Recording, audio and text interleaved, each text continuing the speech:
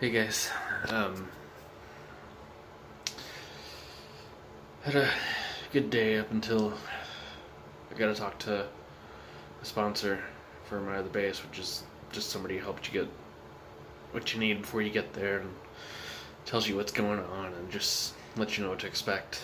But I talked to him, and he thought my no later than date was supposed to be the 19th, but it's the 28th, and that freaked me out. Um, and there's also a chance good a good thing that I could be staying longer or coming back for more training I'm gonna have to have. Sorry, I've been making it colder. Uh, but that freaked me out for a bit, and I was able to hold off an anxiety attack. I was able to not break down, but I really wanted to for a minute and just crumble. But I don't know what it is, and I've told y'all before, I've recognized in this struggle three, I guess, not even this struggle in my life, it's just three separate entities is a bad way of saying it because it makes me sound crazy, but just three different identities. No, entities is better. Of me in my head or in myself in this that I can just compartmentalize and make sense of them. Of course, there's addict, which Scott, thanks for the talk today. It helped, and I think that's going to help a lot to help me deal with and realize some stuff of actually speaking to it as the addict instead of me, just to separate it and call it what it is. And then there's the wise man who, is for all intents and purposes the civilized part of us, me, and us, I mean just people. The one who likes to sit back and think and, read and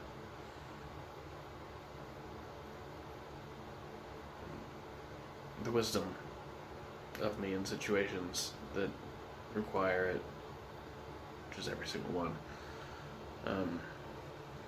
Just the rational part that has been just beaten down lately and just is taking a beating and just bleeding in the corner. And addicts over there looking all creepy and just rejoicing and just been getting stronger and stronger. And then there's the warrior that has either been, I'm going to say buried. I think buried is a better term than sleeping. But kind of cowered for a bit, honestly, I think. But recently I've been feeling him, wake up and move around and starting to dig his way out of the dirt.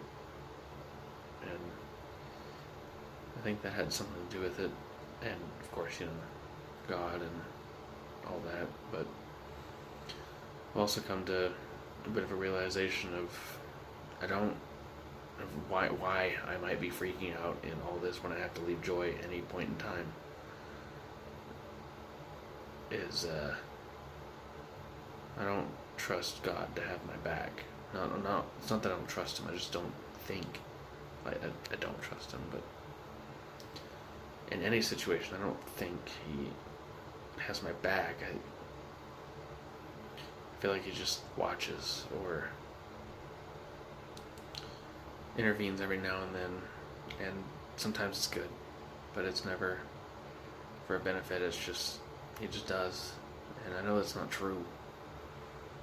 but at the same time, I think it's true. And telling Scott that I think that has a lot to do with, first of all, the divorce, and then I dug way deeper into my past, into the adoption. I was adopted when I was a baby, infant, and even though I wasn't old enough to remember any of it, I think it's left something on me that I didn't realize was there until I started thinking about it. And I think that has something to do with it, because when I came across that thought, it broke me down, like instantly, just out of nowhere. And I'm gonna mull around in that for a bit, and I do know the truth of, God did. He has been active in my life and given me great parents who have looked out for me. Just because my birth parents didn't look out for me, it doesn't mean that God wasn't there. He put me in much more capable and loving hands, and gave me a much better and more loving wife. And I want to know that is true. I know it is, I just don't know it's true, if that makes sense. I'm tired and I'm confused in all of this. And I'm so tired of being tired and anxious. I just want peace. And I feel like that's too much to ask sometimes. But that's me. Good night, and talk to you in the morning.